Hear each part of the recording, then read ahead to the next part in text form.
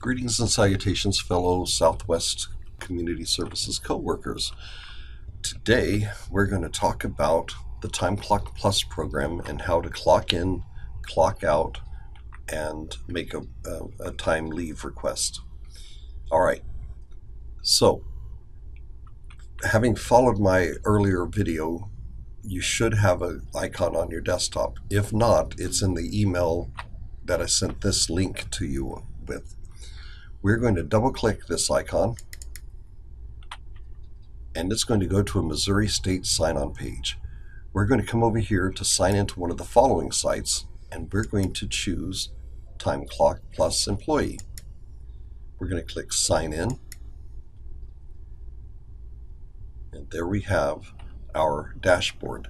On the dashboard you can see your hours, you can see leave requests, you can see your accruals, your annual leave, your federal comp, etc., sick hours, and whatever you need. You can see your schedule. I don't have a schedule assigned to me at this point, but when I do, it will show up here. And any messages that I need to see from the timekeeper or my manager. All right, up here we have a toolbar, and we have a clock in, clock out, change job code, view, and requests.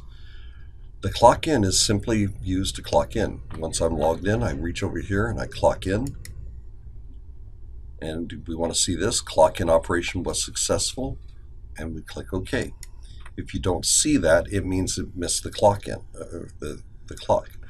Now, a word about this. As you see, I selected at 12:53, I clocked in, and it's given me a 1 o'clock time period. And when I clocked in at 12:45, it gave me 12:45. This is actually obeying that 8-minute rule. Now, just a word of advice, time clocked in early does not equal overtime. So it will be adjusted to be your actual time in. Nobody has gotten approval for overtime for 7 or 8 minutes or 15 minutes before their shift. So keep that in mind.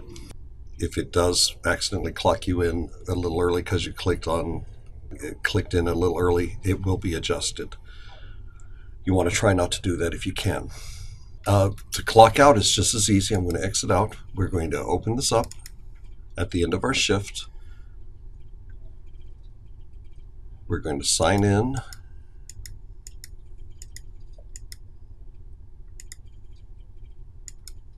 And we're going to, employee, and we just reach up and clock out. Boom.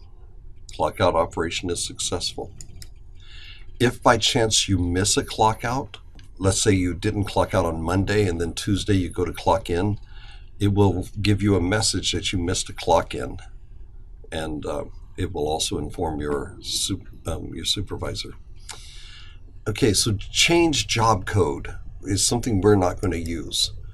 None of us, or hardly any of us, do. There are some of us who wear 2 hats, and we might have a job code where we want to change from being, let's say, a groundskeeper to being a DA1 or something.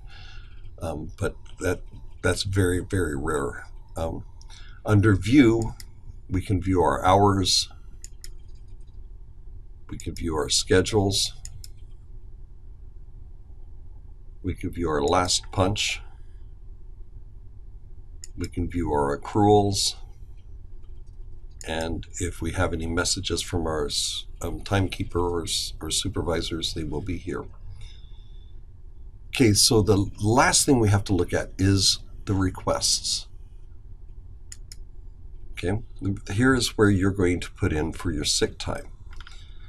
Now, I'm going to show you how, we're going to go backwards here. I'm going to show you how to delete something that you no longer need. So I'm going to delete the sick leave request. I'm going to right click it and I'm going to choose delete.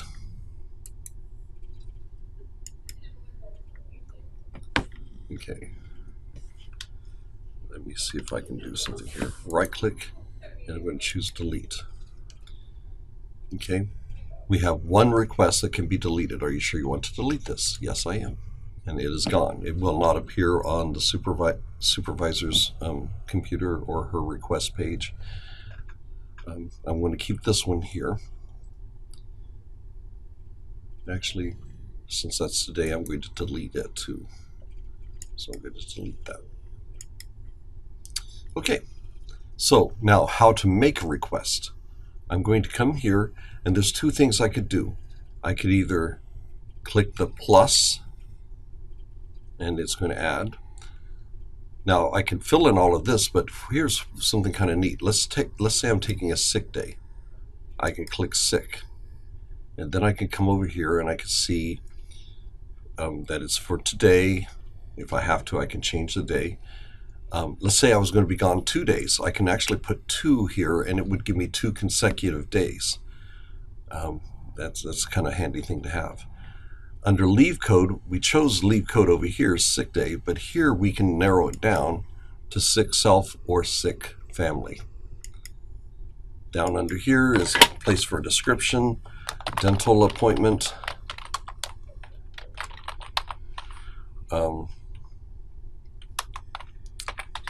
We no longer have to put the time because it's actually going to send Wendy the time.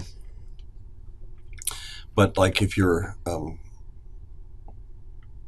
if you need to put like an ISL house or something like that, this is the place you will do it. Save. There we go.